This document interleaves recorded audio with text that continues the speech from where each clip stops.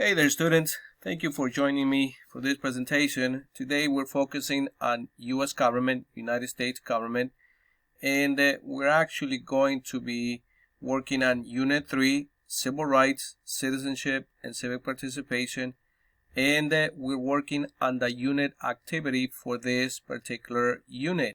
Please remember that you need to have your notes with you in order to do very well on this activity. Before you start working on this activity, make sure that you read all the guidelines, how the teacher is going to grade you, and make sure that you are following the guidelines exactly as it says right here, because this is what we use in order to give you the best grade possible. It's better to do more than to do less, so make sure that you are putting your best effort here. And this is your first task for this unit activity. And let's read and review what you need to be doing.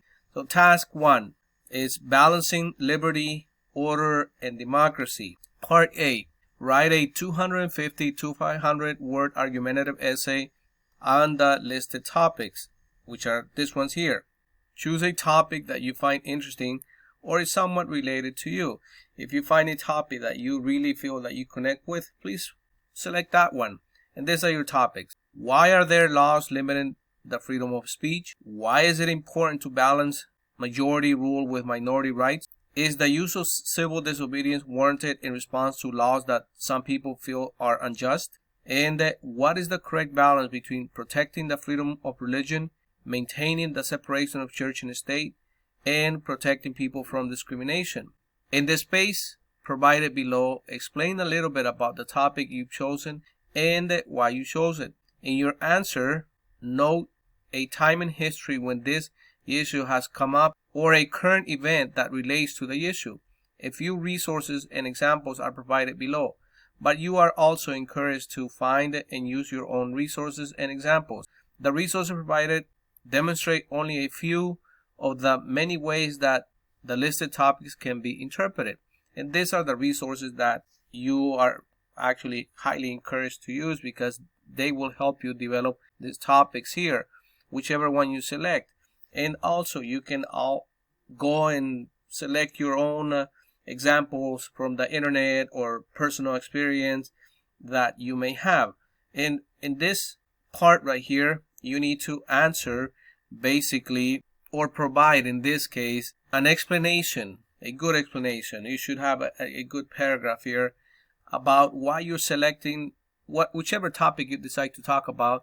Just provide an explanation here as to why you selected. Please make sure that you are using your own words. Please make sure that you are not copying straight from the internet. If you find resources online, make sure that you use your own words. Do not copy and paste, because the teacher knows when you do that, and we have a way to check it anyways. So we don't want to return the assignment back to you, so make sure you do it right the first time.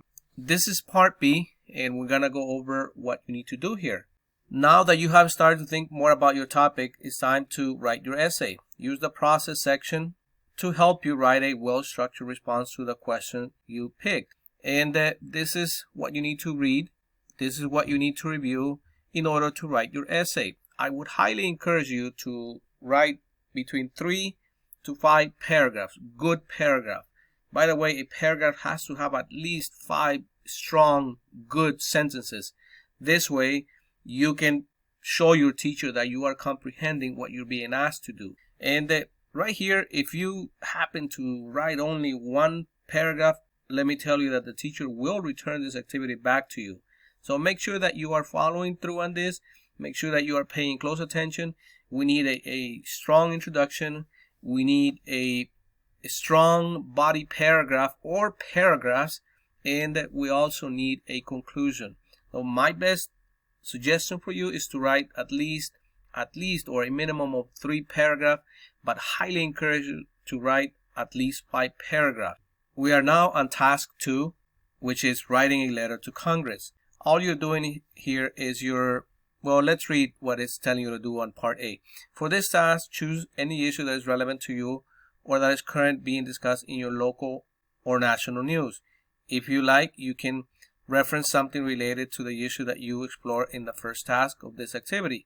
In the space provided below, explain a little bit about the issue you've chosen and why is it important. Well, right here you're providing a good paragraph, which is basically giving your teacher an idea of what the topic is that you will be addressing. For example, if you feel that your freedom to speak out and say what's on your mind, it's being disturbed or is being taken away, well, just say that, and explain how it's happening. So this is part A. Part B says find out who your representative in the House of Representatives is, the Senate, or your state congressional body.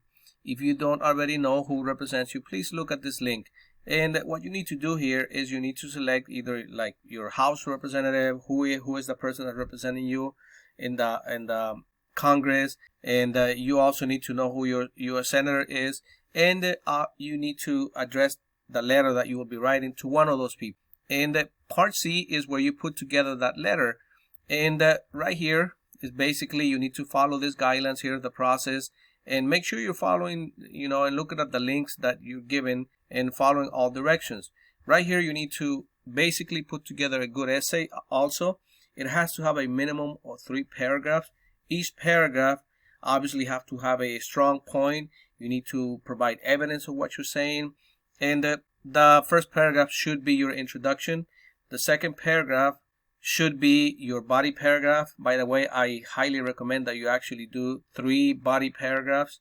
And you need to have your conclusion. So for a total of between 3 to 5 good solid paragraphs.